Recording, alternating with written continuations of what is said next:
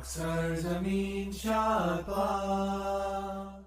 alaikum, I'm Manar from Morocco and you're watching Moroccistani Reactions. In today's video, I'll react to a video by Rohail Voice, 700 years old Ibn Khaldun book and current Pakistan situation. So آئیے دیکھتے ہیں, let's start the video. 1, 2, 3. بسم اللہ الرحمن الرحیم.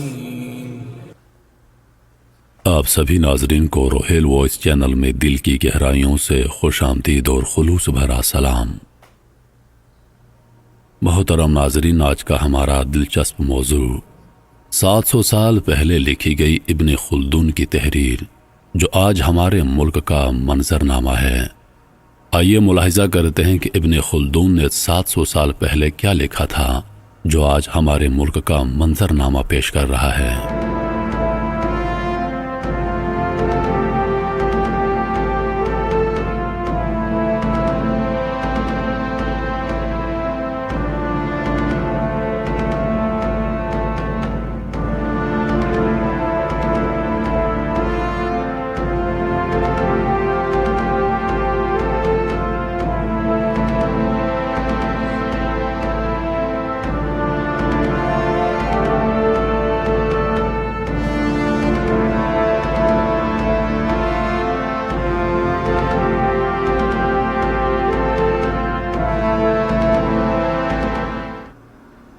مغلوب قوم کو ہمیشہ فاتح کی تقلید کا شوق ہوتا ہے.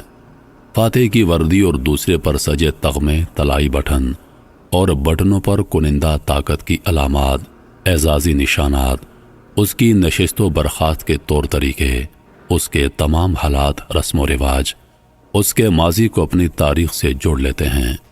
حتیٰ کہ وہ حملہ آور فاتح کی چال ڈھال کی بھی پیروی کرنے لگتے ہیں. اور اس کی وجہ یہ ہے کہ لوگ جس طاقتور سے شکست کھاتے ہیں اس کی کمال مہارت پر آنکھیں بند کر کے یقین رکھتے ہیں. محکوم معاشرہ اخلاقی اقدار سے دستبردار ہو جاتا ہے. ظلمت کا دورانیہ جتنا طویل ہوتا ہے, ذہنی اور جسمانی طور پر محکوم سماج کا انسان اتنا ہی جانوروں سے بھی بدتر ہو جاتا ہے. ایک وقت آتا ہے کہ محکوم صرف روٹی کے لقمے اور جنسی جبلت کے لیے زندہ رہتا ہے.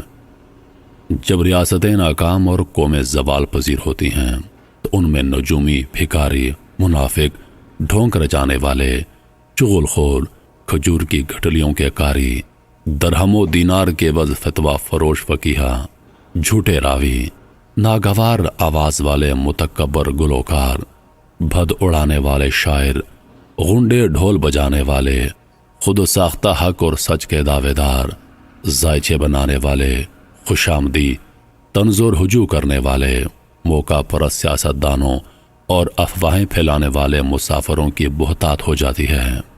ہر روز جھوٹے روپ کے نقاب آشکار ہوتے ہیں مگر یقین کوئی نہیں کرتا. جس میں جو وصف سرے سے نہیں ہوتا وہ اس فن کا ماہر مانا جاتا ہے. اہل ہنر اپنی قدر کھو دیتے ہیں, نظم و نسق ناقص ہو جاتا ہے, گفتار سے معنویت کا عنصر غائب ہو جاتا ہے, ایمانداری کو جھوٹ کے ساتھ اور جہاد کو دہشت گردی کے ساتھ ملا دیا جاتا ہے.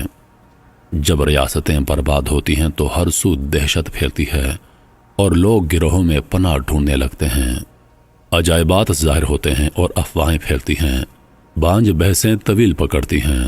دوست دشمن اور دشمن دوست میں بدل جاتا ہے.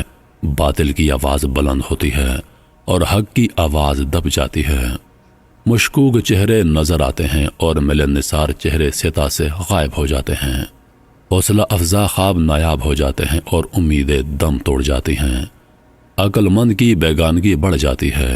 لوگوں کی ذاتی شناخت ختم ہو جاتی ہے اور جماعت, گروہ یا فرقہ ان کی پہچان بن جاتے ہیں. مبلغین کے شور شرابے میں دانشوروں کی آواز گم ہو جاتی ہے. بازاروں میں ہنگامہ برپا ہو جاتا ہے اور وابستگی کی بولیاں لگ جاتی ہیں. قوم پرستی, حب الوطنی, عقیدہ اور مذہب کی بنیادی باتیں ختم ہو جاتی ہیں اور ایک ہی خاندان کے لوگ خونی رشتہ داروں پر غداری کے الزامات لگاتے ہیں. بالآخر حالات اس نہج پر پہنچ جاتے ہیں کہ لوگوں کے پاس نجات کا ایک ہی منصوبہ رہ جاتا ہے اور وہ ہے ہجرت. ہر کوئی ان حالات سے فرار اختیار کرنے کی باتیں کرتا ہے۔ تارکین وطن کی تعداد میں اضافہ ہونے لگتا ہے۔ وطن ایک سرائے میں بدل جاتا ہے۔ لوگوں کا کل ساز و سامان سفری تھیلوں تک سمٹ آتا ہے۔ چراگاہیں ویران ہونے لگتی ہیں۔ وطن یادوں میں اور یادیں کہانیوں میں بدل جاتی ہیں۔ ابن خلدون خدا آپ پر رحم کرے، کیا آپ ہمارے مستقبل کی جاسوسی کر رہے تھے؟ آپ 7 صدیاں قبل وہ دیکھنے کے قابل تھے جو ہم آج تک دیکھنے سے قاصر ہیں۔ 700 سال پرانی کتاب ابن خلدون کی، جس میں بالکل ایسی سچویشن کی ڈسکرپشن بتائی ہے جس طرح نہ صرف پاکستان کی لیکن تقریباً ہر مسلم کنٹری کا یہی حال ہے، اور بہت افسوس کی بات ہے کہ حالات ایسے ہو گئے کہ ہر کوئی باہر جانے کا موقع ہی ڈھونڈتا ہے، ہجرت کا موقع ڈھونڈتا ہے بھاگنے کے لیے، ان سارے پرابلمز سے بھاگنے کے لیے جو ہمارے ملکوں میں ہیں، اور ہمیں بہت ضرورت ہے ایک سچا اور ایماندار مسلم لیڈر کا جو حالات ٹھیک کریں، جو ایسا ہمارے ممالک کو ایسا بہترین بنائے کہ ہر کوئی جو ہے اپنے ملک میں ہی رہنا اختیار کرے، نہ کہ ملک چھوڑ کر کہیں اور جا کر بسیں۔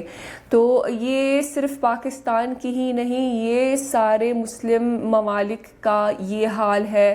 بہت افسوس کی بات ہے، اور ہم امید کرتے ہیں کہ آنے والے سالوں میں جو ہے حالات چینج ہو جائے، اور یہ حالات جب ہی ٹھیک ہوں گے جب اقتدار میں سچا، ایماندار اور دیندار حکمران آئے۔ تو امیدیں ابھی بھی ہے، امیدیں باقی ہے کہ انشاءاللہ تعالی بہت جلد خلافت قائم ہو جائے، اور اسی سے جو ہے ہمارے سارے پرابلمز سولو ہو سکتی ہے۔ یہی واحد حل ہے مسلمان ممالک کے، تاکہ مسلمان ممالک ایک ہو کر جو ہے ترقی کی طرف جائے۔